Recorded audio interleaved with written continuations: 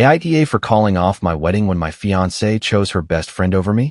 I, a 31-year-old, run a custom motorcycle shop in Austin, Texas, that has been incredibly successful since I opened it 3 years ago. I am netting 6 figures a year, getting featured in major industry magazines, the whole package. I got laid off from my engineering job a few years back.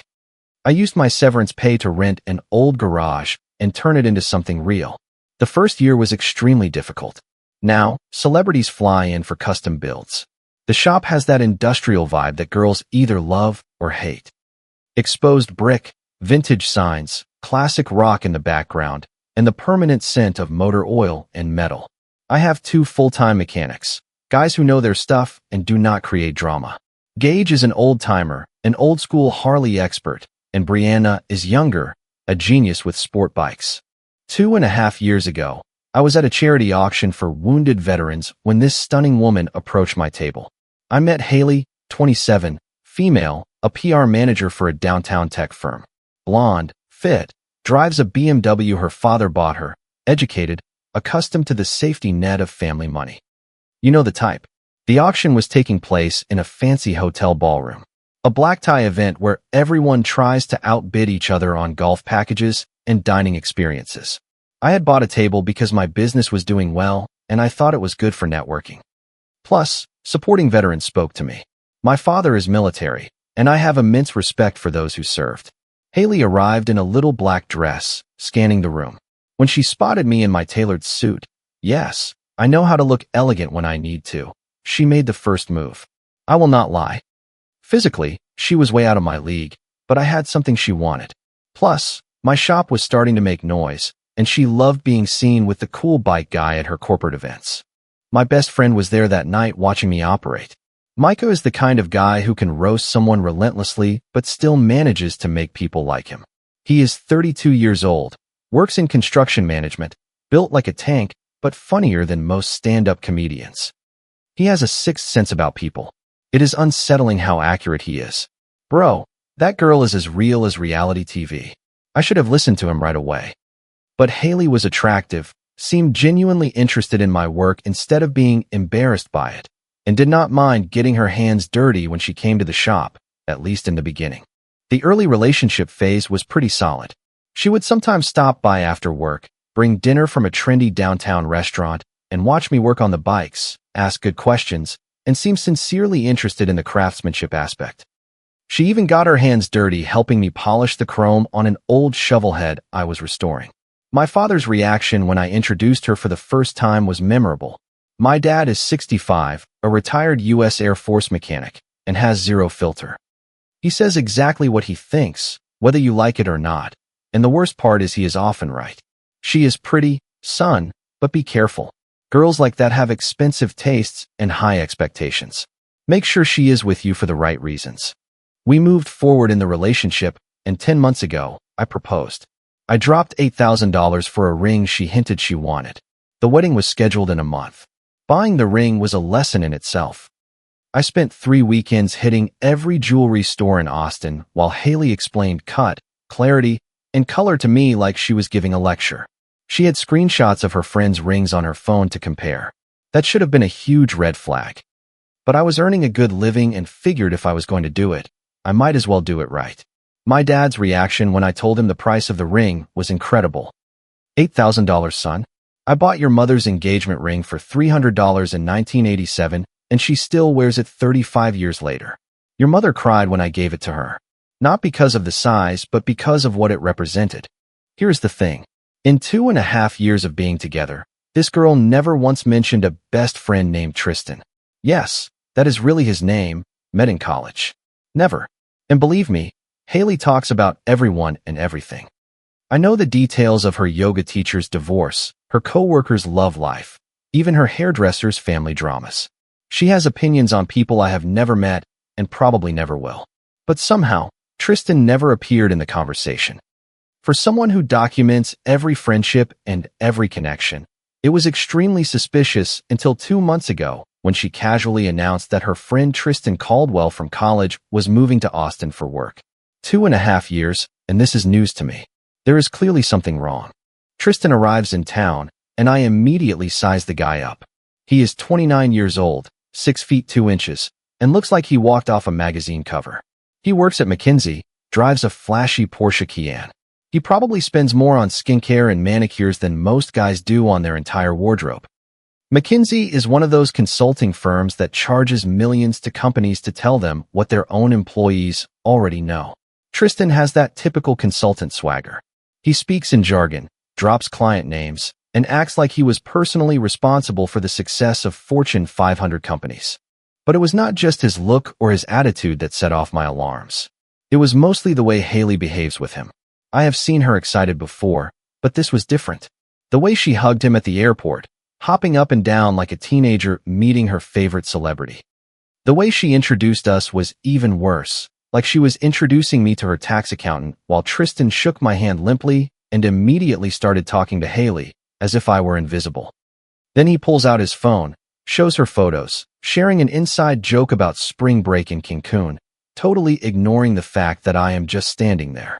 The photos of spring break were particularly annoying. Tristan scrolling through shots of him and Haley on a beach, both of them looking like they came out of a resort ad. She is in a bikini, very revealing. He is shirtless, showing off his gym membership, and in every photo, they pose like a couple. "Remember when we went parasailing?" asked Tristan, showing her a photo where they are strapped together. "Oh my God. Yes, that was amazing." Haley almost squealed, leaning closer to him to see the screen better. Me, I am standing there wondering why my fiancé never told me about having done parasailing with another guy, or even the fact that these photos exist. Micah was with me. He had driven me to the airport because my pickup was at the shop for a tire change, and he was giving me this look like, "Dude, do you see what I see?" Micah's facial expressions are better than cable TV. This guy can do a whole roast session just with his eyebrows. I tried to stay cool. Maybe he is just catching up. No, but 45 minutes of playing the third wheel while my fiancé giggles at another guy's stories was my limit. When I tried to engage in conversation about Tristan's work, he started bragging about his mid-six-figure salary and his stays at the Four Seasons paid for by the company. "McKinsey really takes care of us," said Tristan, adjusting his Rolex. "First-class flights, 5-star hotels, unlimited expense account. It is pretty cool." Before I could even answer anything about the success of my business, Haley intervenes to offer him our guest room. In our house, in my home, the house that I bought and pay the mortgage on, the house for which I kill myself working to pay off early so we start our marriage debt-free. When I tried to object, pointing out that the Four Seasons seemed more his style anyway, she immediately cut me off. "Honey, it's fine. He's an old friend. An old friend who weirdly did not exist until 2 months ago." On the drive back, Micah was already warming up his material. "Your guy has the loyalty of a rental car. Plus, he was checking out the bartender while your girl was talking to him." I had not noticed the bartender move, but Micah notices everything. So Tristan moves into my guest room temporarily. The guy completely took over the place. He uses my gym equipment, eats my food, and even had the nerve to rearrange my living room furniture because according to him, it was not conducive to conversation. My home gym is in the converted garage, Olympic weights, squat rack, punching bag, the whole setup. It took me 2 years to assemble everything piece by piece. Tristan uses it like he lives there, never cleans up, leaves his protein shakers in the sink, messes up all the settings on my equipment. But the furniture stunt was the last straw. One day, I come home and discover my living room completely reorganized. My leather couch moved to face the kitchen instead of the TV. My coffee table replaced by some piece of modern art Haley bought. My vintage Harley posters taken down because abstract paint splotches are obviously better, right? What the hell is this? Haley, who gave your friend permission to move things around here? Oh my God, keep it down. Parker, hissed Haley. He is used to a more sophisticated aesthetic. A sophisticated aesthetic in my house, while looking for his own place. She did not like that. She started defending him immediately. I watched Haley transform. Suddenly, nothing I did was enough. My house had to be more sophisticated for Tristan. My liquor cabinet was embarrassing. I needed to dress better because Tristan was used to a certain standard. She wanted me to become a preppy, country club version of myself to impress this parasitic pretty boy. Haley even started shopping for my clothes. She arrived with bags from Nordstrom filled with button-down shirts and chinos that looked like Tristan's uniform. I pointed out to her that I already had clothes and my own style. She replied that I needed to elevate my look for our social circle. Our social circle? Since when do we have a social circle that requires elevation? They constantly had inside jokes, college stories, spring break trips, people I had never heard of. I am sitting in my own living room feeling like an intruder while they reminisce about their glory days. When I tried to join the conversation, Haley would cut me off saying I would not understand because college was different back then. Yes, sorry. I did not go to a party school to spend daddy's money on spring break trips. I was trying to build something real instead of partying through my 20s.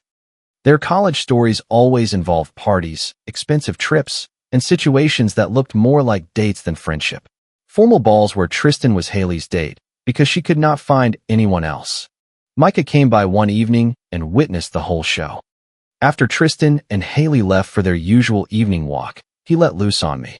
Man, I have seen some pathetic things in my life, but watching you get walked all over in your own living room breaks all records. What the hell is this? Tell him to get lost. Every night after dinner, Tristan and Haley would leave for long walks in the neighborhood, the two of them talking about who knows what while I cleaned up after the meal or worked on bikes in the garage. But it got worse when my father came by the following weekend for our usual Sunday visit and saw the Tristan show for the first time. My father and I have this tradition. Every other Sunday, he comes to the house, we grill steaks, and we work on the project of the moment. These Sundays are sacred to me. Walt walked into the living room, saw Tristan sprawled on my couch in his overpriced loungewear eating my food, while Haley waited on him like he was visiting royalty, and he froze. The silence lasted a good 30 seconds before he spoke. Who was the Ken doll? Tristan tried to introduce himself with his fake consultant charm, talking about his exciting job and his gratitude for our hospitality. My father simply nodded politely and left. When Walt becomes polite, it is because he does not like someone. We went out to the back patio, and he did not waste time. That boy isn't looking for an apartment. He already found one. Yours. And your girl is acting like she has already moved in with him. He cut the crap. I've been married for 35 years. I know what simple friends look like, and that isn't it. That boy has eyes on your wife, and she is letting him. Things really went off the rails when Tristan started taking control of the wedding planning. This guy had an opinion on everything. The music, the flowers, the food, even the gifts for the groomsmen. And Haley drank in his words, endlessly citing Tristan's incredible taste and how much he understood what she liked better than anyone. Better than your fiancée you are marrying in a month? The music in particular was unbearable. Haley and I had already chosen the tracks, a mix of classic rock, a little country, things that represented both of us. But Tristan found our playlist too basic, not sophisticated enough for the venue. He spent hours creating a new playlist filled with jazz and indie stuff no one would dance to. Trust me, it will create the perfect mood, explained Tristan scrolling through Spotify Premium on my laptop. Your guest will appreciate this more refined musical selection. But the breaking point came during the cake tasting. Tristan had to come because he understood Haley's refined palate. Haley had never mentioned having a refined palate in 2.5 years of relationship. She ate pizzas, burgers, tacos, normal food. But suddenly, she has this sophisticated palate that requires the consultation of an expert named Tristan. When we finally chose a cake, Tristan's choice obviously, Haley turned to him with a look of pure adoration. You always know exactly what I want. She asked Tristan for his approval for our wedding cake. The guy who had been in town for a few weeks apparently understood what my fiancée wanted better than me after 2.5 years. When I asked why his opinion mattered more than mine, Haley called me insecure. Insecure? Because I wanted my fiancé to value my opinion. Tristan just has really good taste, she explained. He knows what works for events like this. Our wedding was nothing more than an event requiring Tristan's expertise to be properly executed. When I told the cake episode to Micah, he almost spit out his drink. Barbie asked Captain Consulting for approval on the cake for your wedding? Bro, she is not marrying you. She is keeping you hostage while she sees if Tristan will make it official. And that is where everything cracked.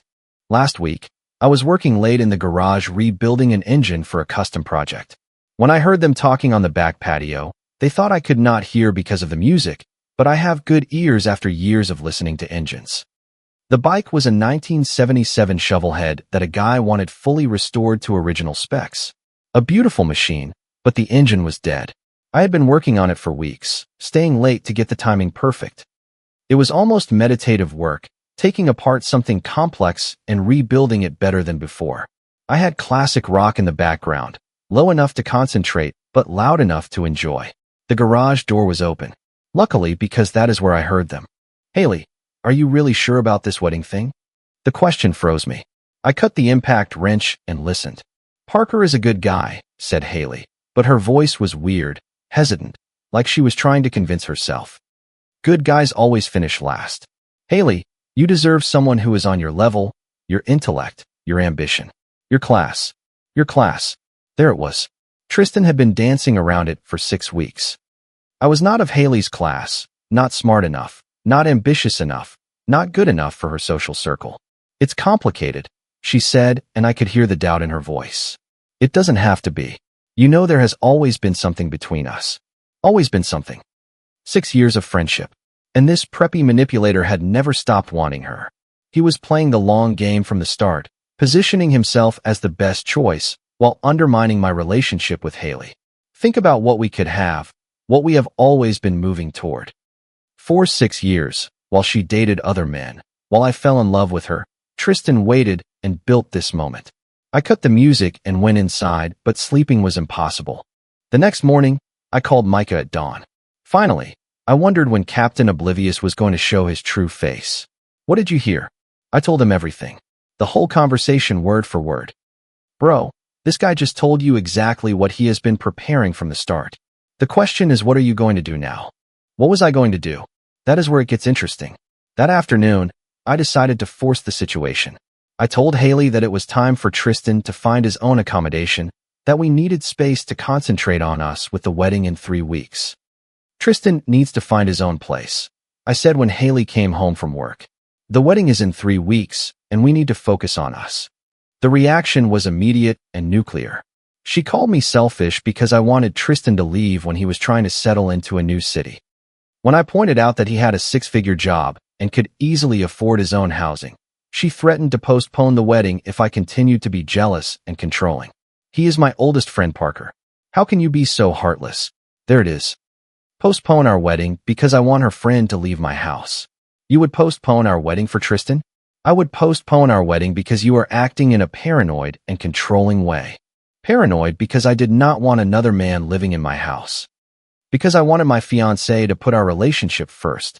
So, I asked her the question frankly. If she had to choose between me and Tristan there, right now, today, what would she say? She looked at me way too long.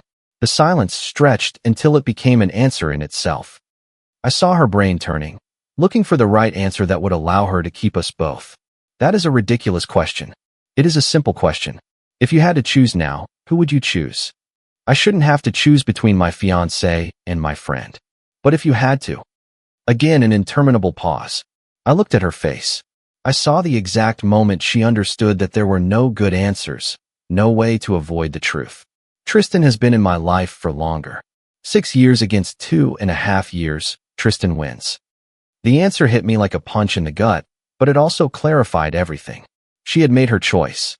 She had been making it for 6 weeks, probably more. I was just the last to know. I called Micah immediately after she stormed out. She chose him.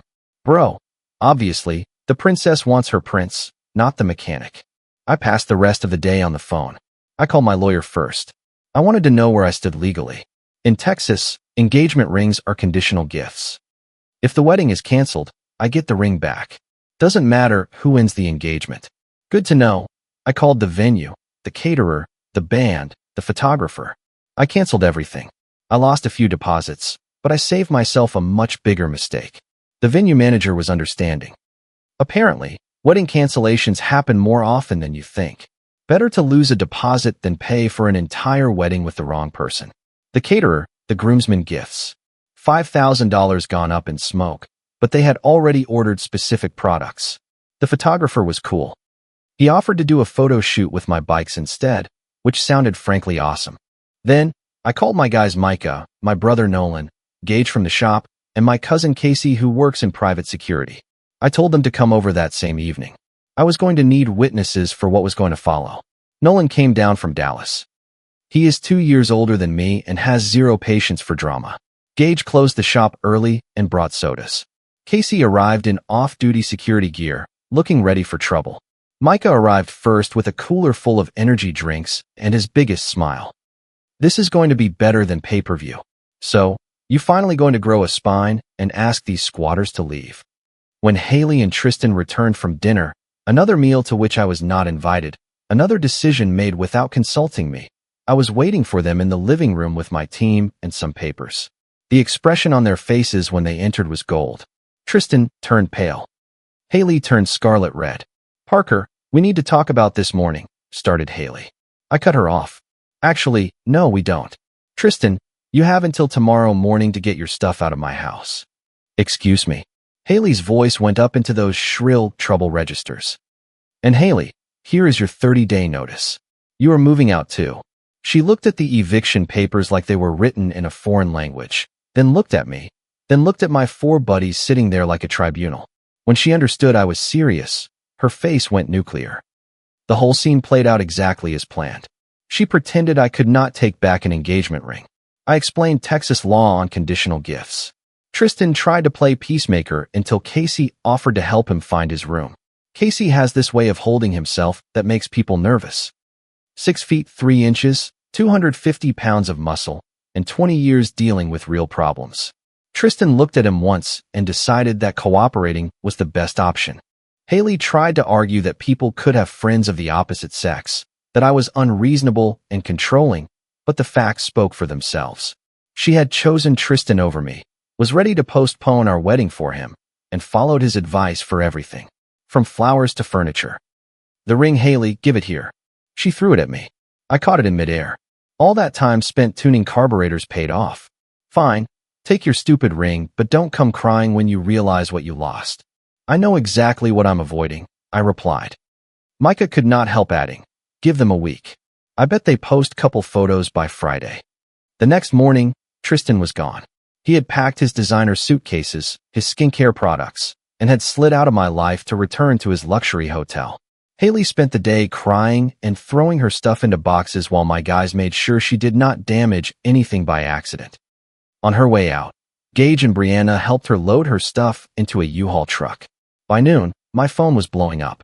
Her parents, her sister, her bridesmaids, even some co-workers. Everyone had something to say about the monster I was for having humiliated Haley this way. Her mother called first, screaming that I had covered their family in shame and destroyed her daughter's happiness. When I tried to explain that Haley had chosen Tristan, she hung up. Her father called an hour later, more composed but still angry. "Sir, I didn't humiliate anyone. I simply decided not to marry someone who doesn't want to marry me." My father was sitting next to me during most of these calls, shaking his head and dropping comments like, "That woman has some nerve," or "These people are completely delusional."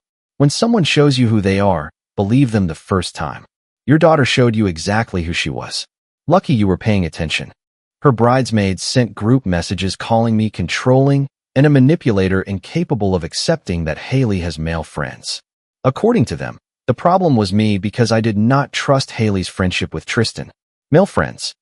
Friends do not live in your house, do not rearrange your furniture, and do not tell you that you deserve better than your fiancé. Meanwhile, Haley was posting on Instagram messages about toxic masculinity and insecure men incapable of handling strong women, clearly presenting herself as the victim. According to her version, I had kicked her out because she had a friend, because I was jealous and controlling. The comments were shared between her sorority sisters supporting her and people who knew the real story and were putting her in her place. A few mutual friends wrote to me privately to ask what really happened. Micah was having a field day with his posts. "Look at this one. Sometimes you have to cut toxic people out of your life."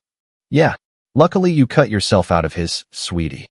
Within 5 days following her departure, guess where Haley landed? In Tristan's new loft, downtown. What a coincidence. Tristan had supposedly found a furnished apartment in one of those luxury towers, and Haley moved in as a temporary roommate while she thought about what to do next. Their social media told the whole story in real time. Suddenly, They were posting photos together constantly with captions about going through tough times with real friends and being grateful to those who really support them. The photos were becoming more and more couple-like, all while maintaining the fiction of a simple, friendly bond. At first, it was innocent, but the body language in every photo told another story. Micah sent me screenshots thinking it would piss me off, but honestly, I was relieved. Seeing them play their little comedy only confirmed I had made the right decision. Look at this caption. So grateful for friends who really understand me. Yeah, friends who understand that you need to cross boundaries with them. My father's opinion was simpler. Son, actions don't lie. Those two are together now. They probably already were before, and you are better off without either of them. 3 weeks later, on what should have been my wedding day, I am at the gym when I meet Taryn. She is a physical therapist, owns her own practice, and does not cry when someone disagrees with her. I was training since the breakup, partly to evacuate stress, partly because I suddenly had a lot more time without the wedding preparations. Taryn was doing deadlifts at the squat rack next to mine with perfect technique, lifting heavier than most guys in the gym. When she saw me observing her technique, she smiled and asked me if I was looking at her form or if I was just weird. Your form? Most people lift with the back instead of the legs. You know what you were doing. We had a coffee after the workout, and she asked me what I did for a living. When I told her about the motorcycle shop, her eyes lit up. Too cool. It's true that Harleys are harder to handle than sport bikes. No shade regarding manual labor, just a sincere interest and respect. When I offered to teach her how to ride a motorcycle, she accepted without hesitation. Taryn is different from Haley on all the points that count. She has her own money, her own business, her own goals. She does not need anyone to take charge of her or validate her choices. When we go to dinner, she insists on sharing the bill until I convince her to let me pay. We were not officially dating. I was not throwing myself into another relationship so fast, but we appreciated each other's company as friends for now. When Taryn met Micah and my father a month later, Micah's verdict was immediate. Dude, she looks at you like you are the only man in the room, not like she is looking for a husband. Micah, we are not dating yet. Shut up, man. You act like it's rocket science. My father's approval was even better. Son, that one, she is the right one. I feel it. 4 months after the breakup, I am at the shop working on a custom build when my phone rings. Unknown number, but I answer anyway because sometimes clients call from other phones. Parker, it's me, Haley, crying heavy sobs. My first reflex was to hang up immediately. We had nothing to say to each other, but there was something in her voice that made me stay on the line. How did you get this number? Please, don't hang up. I need to talk to you. She had apparently obtained my number from Gage. She had shown up at the shop crying, convinced him to give her my personal cell because it was an emergency. Turns out she had made a horrible mistake and needed me to take her back. The killer detail. She was pregnant. Tristan had disappeared and she had nothing left. He had used her, told her he had always loved her, pushed her to leave me, then disappeared as soon as she told him about the baby. Looks like you chose the wrong guy. I chose the wrong one. You were the right one. You were stable, reliable, kind, and beneath my social class. I remember. Parker, please, I have nothing left. Tristan went back to Denver without warning anyone. My parents are furious with me. I can't pay for my apartment alone. Apparently, his consulting firm had offered him a transfer to Denver, and he had accepted immediately. He had not talked about it to Haley, had discussed nothing. He had just informed her 2 days before leaving. Call your friends. They had so much to say about the fact that he was a great catch. They don't talk to me anymore either. Now they think I am an idiot for having left you for Tristan. Finally, something we agree on. She begged me to give her a chance, proposed therapy, prenups, everything I wanted. I love you. I realized it when I lost you. You realized it when you found yourself pregnant and abandoned by Prince Charming. I hung up and blocked the number immediately, but she did not let go. She started showing up at my shop, crying in the parking lot saying how sorry she was. Bad for business, even worse for my peace of mind. The first time she came to sob in the parking lot, I ignored her. The second time, I asked Gage to tell her she was not welcome. The third time, I started taking photos. That is when I asked for a restraining order. The expression on her face when the process server handed her the restraining order was unforgettable.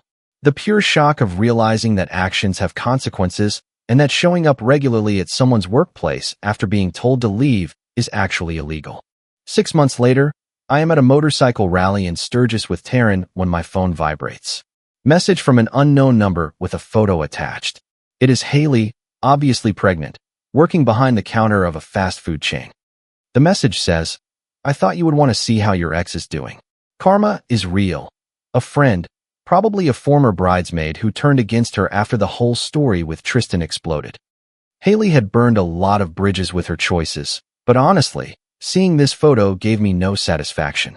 It just confirmed that I had dodged a bullet the size of a freight train. Haley looked miserable, tired, swollen, stuck in a polyester uniform, dealing with whatever customers can throw at food service employees. Taryn saw the message and simply shrugged. Too bad for her, but that is what happens when you destroy your life for the wrong guy. No drama, no jealousy, no need to analyze Haley's situation or compare herself to her. Tristan never returned to Austin. According to mutual acquaintances, he was transferred to the London office of the firm right after his time in Denver. McKinsey probably transferred him to avoid any scandal related to his history in Austin. Consulting firms do not like personal affairs staining their reputation. Much simpler to send him abroad, where no one knows his pregnant ex-girlfriend whom he abandoned. Haley's parents totally cut her off after the whole affair became public. They were more embarrassed by their daughter's bad choices than concerned about her well-being. Rich people problems, image matters more than family. Her social media became silent after the restaurant photos started circulating. No more posts about toxic masculinity, just silence and probably a lot of regrets. The last time I heard about her, she was living in an apartment complex on the south side working double shifts to save for baby expenses. The BMW was repossessed, the designer clothes sold, the country club membership canceled. Meanwhile, Taryn and I were officially together. She moved in with me. She loves the shop, gets along great with my team, and finds custom bikes totally badass. She is already talking about transforming part of the garage into a workshop to restore vintage furniture. My father is thrilled with Taryn too. That one has a head on her shoulders and priorities in the right place. She makes you better without trying to change you. I am happy for you, son. What can I say? Sometimes the trash takes itself out. Call me old school, but I do not believe you can build a life with someone who is still stuck in spring break mode with their friend. If that is being insecure, I largely prefer that to being stupid every day of the week. Edit. Okay, friends, I thought my story was finished, but the universe decided otherwise. I am posting an update soon. This time sponsored by your favorite Ken, Tristan. You are not going to believe what happened. Update. Hi everyone, here I am again with news. 2 months after the restraining order, I deliver a custom Ducati to a tech executive in Westlake Hills. Beautiful machine, a 2018 Panigale V4 with custom paint, upgraded suspension, full exhaust, the works. Anyway, while we review the delivery checklist, he tells me he is leaving for London for meetings with McKinsey consultants, a bunch of pretentious kids who all think they know business because they went to school. Then he drops the name that makes my ears perk up. There is a certain Tristan Caldwell, a real arrogant guy who acts like he invented consulting. Well, Barbie face. Apparently Tristan is just as arrogant and useless in London as he was in Austin. The guy is supposed to be a whiz, but every recommendation he makes costs us money without improving anything. Classic consultant. Excellent at talking, useless at doing. Upon returning home, I dug a little on LinkedIn. Tristan posts nonstop about his incredible London chapter and his commitment to excellence. Meanwhile, his Instagram shows him partying in clubs and dating British women while Haley chains double shifts pregnant with his child. The contrast was striking. Tristan was partying in overpriced London clubs while the mother of his child was serving burgers to pay her rent. Even for a pretentious consultant, it was absolutely cold. Tristan thought London would be a new start. Me, I had just given his forwarding address to Karma. So I wrote the most professional email of my entire life to McKinsey London HR. I explained how one of their consultants had abandoned a pregnant woman in Austin after blowing up her engagement. I attached screenshots showing him partying in London while she was working in food service to survive. I mentioned that this kind of behavior might not align with their values of integrity and their standards of corporate responsibility. Professional but cutting, I left them to draw their own conclusions regarding letting someone like Tristan represent their company, but that was not enough. I found Tristan's parents via social media, Charles and Kara Caldwell, a big real estate family in Dallas, the kind of people who value reputation more than anything else. I also found on Facebook Denise, his mother's former college roommate. She volunteers at a pregnancy aid center in Austin where she helps single mothers get resources and support. Funny coincidence, I accidentally ran into her at the farmer's market and mentioned knowing a struggling single mother, Haley, abandoned by a rich kid from Dallas named Tristan Caldwell. Denise was horrified. Kara Caldwell's son? Oh my God, she would be mortified. Kara never stops talking about Tristan's success and character. She has no idea. 3 weeks later, my client calls me to order another motorcycle. And do you remember that Tristan from McKinsey? He was removed from London and transferred back to Dallas. Problem with HR and family pressure. He looked miserable during our video call. Tristan's Instagram told the whole story. The party photos in London stopped dead. The shots of fancy restaurants disappeared. A single sad post in front of a banal office building in Dallas looking forward to new opportunities at home. The comments were fierce. London friends asking what happened. Family friends in Dallas posting forced sympathy messages. Someone tagged Haley asking if it was her baby's father, which led quite a few people to connect the dots. It turned out that Denise had not just called Tristan's mother. She organized a real intervention of the Highland Park ladies, mobilized all her friends, and made it a community affair. Kara was so embarrassed that she brought Tristan back to Dallas immediately. Not only did she force him to quit McKinsey, but she also forced him to work for Daddy's real estate company for a fraction of his former consultant salary. And above all, she forced him to set up a trust fund for Haley and the baby in order to avoid any new scandal. The trust fund was the best. Tristan went from a 6-figure consultant salary to a job under the close watch of his parents, all while paying a monthly allowance to the woman he had abandoned simply because mommy was ashamed of his behavior.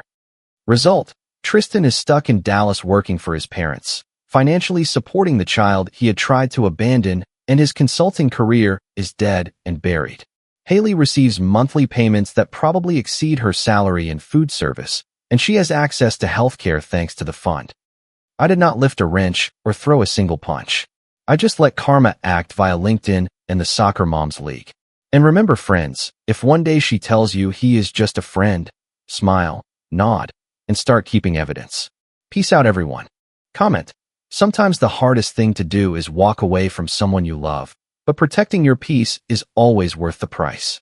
Trusting your instincts is not about being insecure. It is about recognizing when your boundaries are being crossed. You do not need to force consequences on others, because life has a way of balancing things out when you step back and let go.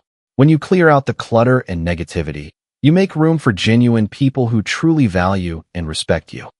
Real love never asks you to compromise your dignity or compete for a place in someone's life. Focus on building your own path and success, because that is the one thing no one can take away from you.